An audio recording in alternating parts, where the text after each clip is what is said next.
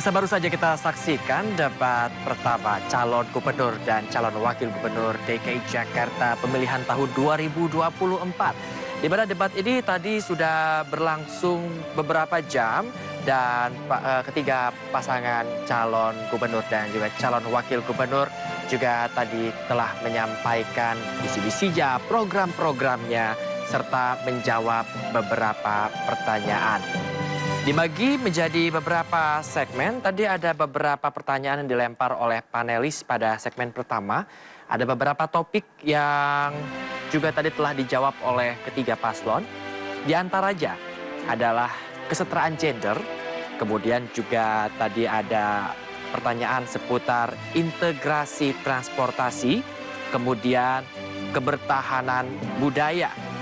Dan juga tadi yang menarik adalah paslon nomor 3 yang mengatakan bahwa untuk mempertahankan budaya, salah satu kuncinya adalah pola pikir agar budaya ini bisa lestari ke generasi berikutnya.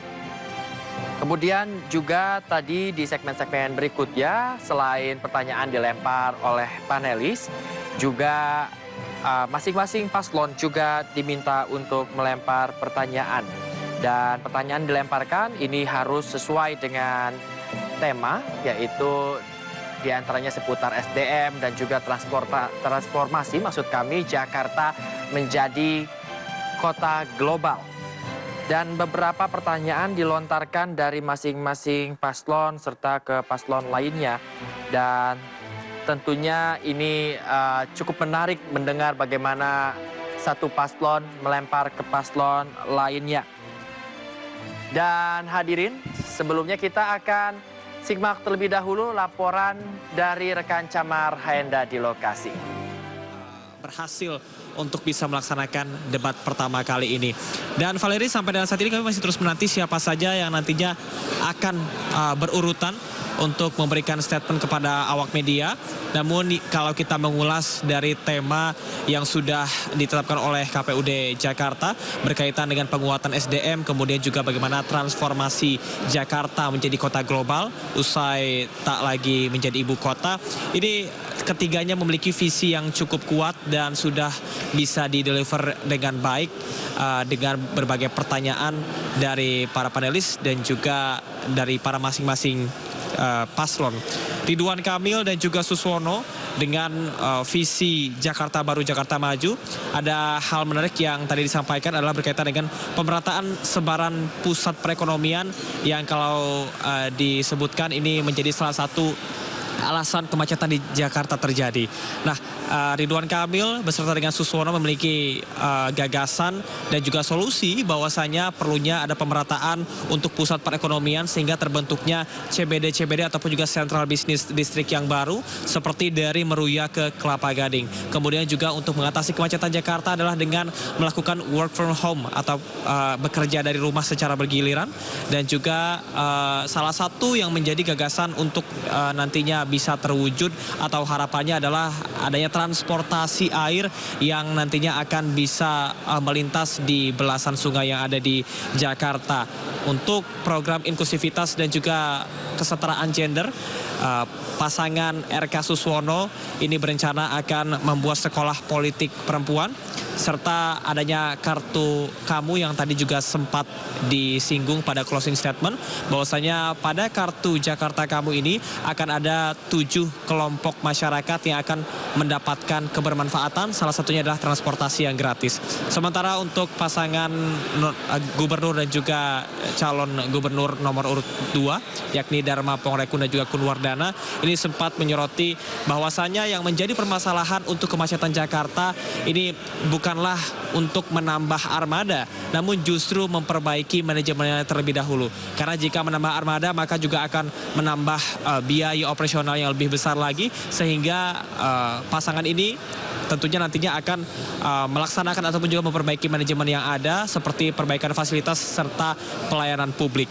Dan juga bagaimana mereka ini berharap bahwasanya program-program dari visi Jakartaku Aman ini bisa memberikan lapangan pekerjaan yang layak sehingga pengangguran di Jakarta berkurang. Dan terakhir ini ditutup oleh pasangan nomor urut 3 yakni Pramono Anung dan juga Rano Karno. Dan memang cita-cita yang ingin dikembangkan ataupun juga diwujudkan ketika terpilih menjadi gubernur dan juga calon wakil gubernur dan wakil gubernur Jakarta adalah mewujudkan Jakarta sebagai kota global dan juga inklusif.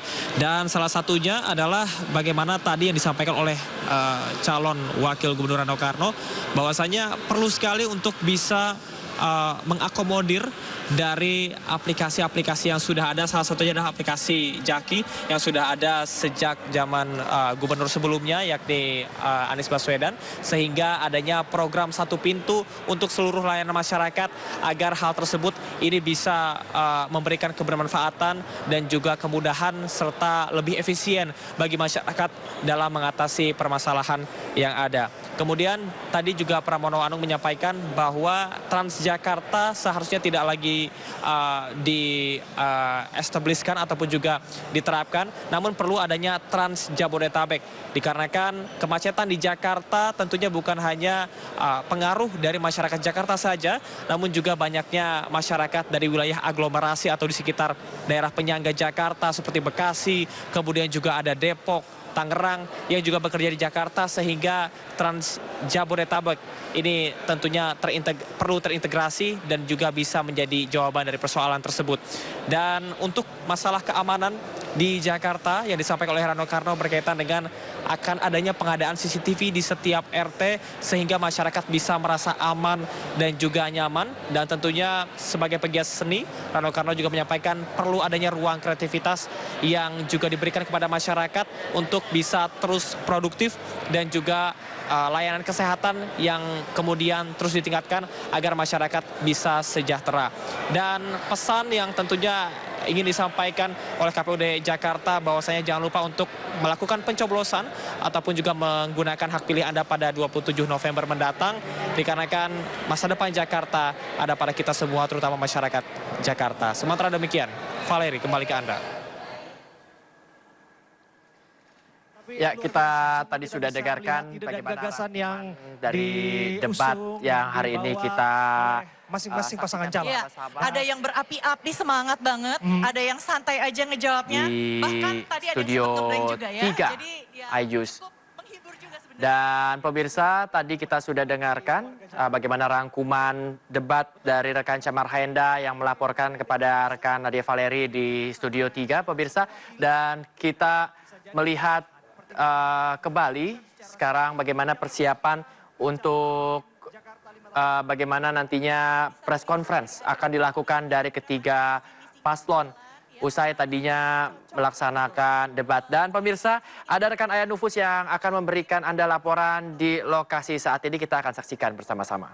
Dilakukan oleh ketiga paslon ini seperti tadi juga yang sudah disampaikan oleh rekan Chamar Haenda.